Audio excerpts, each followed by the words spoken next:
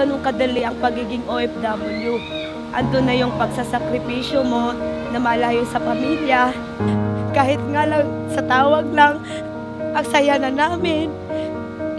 Simpleng ganun lang po ang kaligayahan ng isang OFW.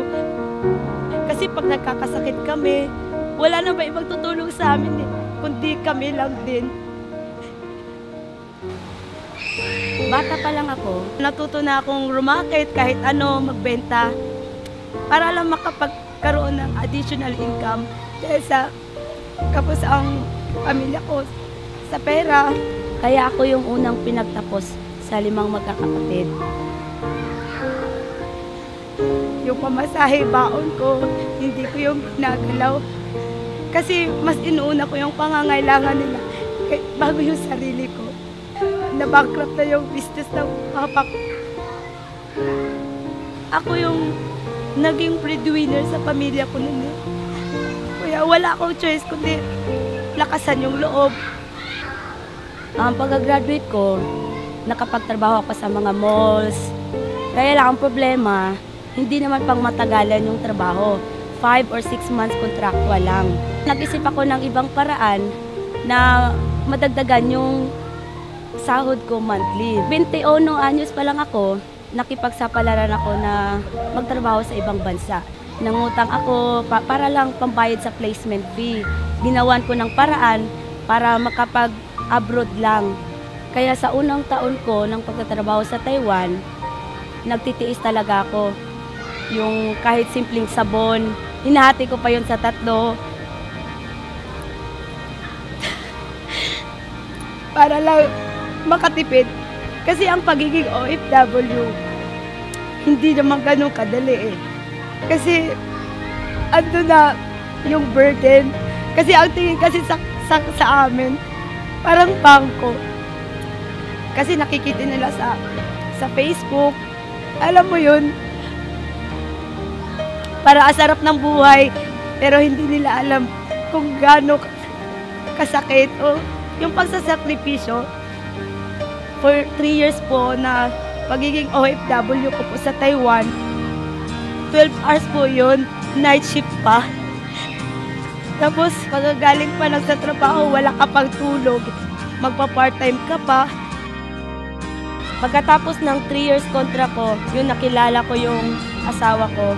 Nagpakasal kami, bumalik ako ulit sa Taiwan. Noong nagkaroon kami ng baby, 8 months pa lang yung anak ko, sinasakripisyo ko ng iwan yun sa biyanan ko para lang makapagtrabaho ulit. Kasi nakasalalay pa rin sa akin yung responsibilidad na kailangan bayaran pa yung lupa na kinuha ko nung sa Bulacan.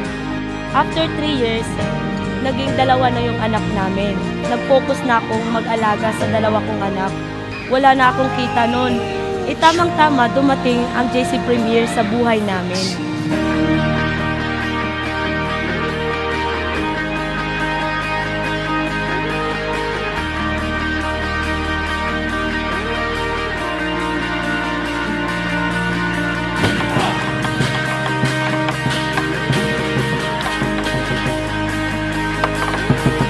Kayang tamang-tama po, nagkaroon na ng JC Premier Taiwan office. Kaya nung time na yon, nagkaroon ng mga trainings, seminars, umaten ako. Andun yung interest ko at passion ko na matuto. Kasi yun lang yung mapapatunayan ko sa mister ko. Kaya ko na hindi habang buhay na nakadepende sa kanya. Laking pasalamat ako sa mga partners ko para buksan muli ang mga pangarap ko sa buhay na hindi ko pa naaabot. Hindi ko akalain na hit ko yung free travel incentives ng Boracay sa Shangri-La pa. First time ko pa makapunta ng Boracay. Sobrang mahal pa dun.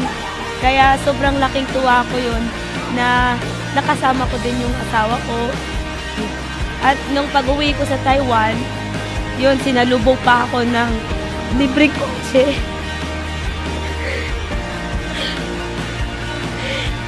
Pangarap namin ng asawa ko yun, magkaroon ng sariling kotse. Kahit sabihin na foreigner na yung asawa mo, hindi naman ganun kadali din bumili ng sariling kotse. Kaya yung Ford Kuga na binigay ng company. Sobrang laking tulong po yun sa amin.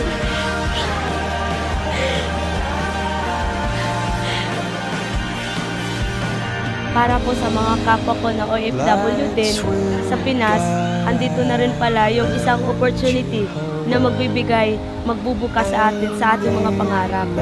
Na kaya palang baguhin ang buhay natin, na hindi na natin kailangang lumayo pa at pumunta sa ibang bansa. Kasama na natin yung pamilya natin, nakapagbigay tulong ka pa sa kanila. Ako po si Lizelle Encarnacion na dating Pinay factory worker sa ibang bansa na ngayon ay isang successful JC Premier distributor dito sa Taiwan.